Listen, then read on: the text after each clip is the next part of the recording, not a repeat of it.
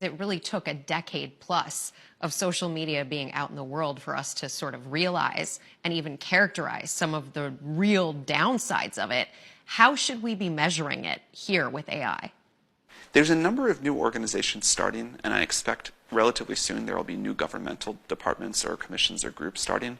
Is the government prepared for this? They are beginning to really pay attention, which I think is great. And I think this is another reason that's important to put these technologies out into the world. We really need the government's attention. We really need thoughtful policy here, and that takes a while to do.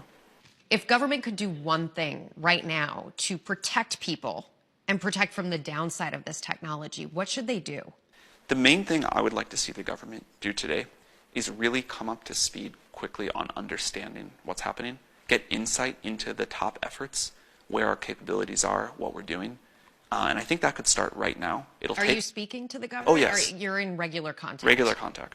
And do you think they get it? More and more every day.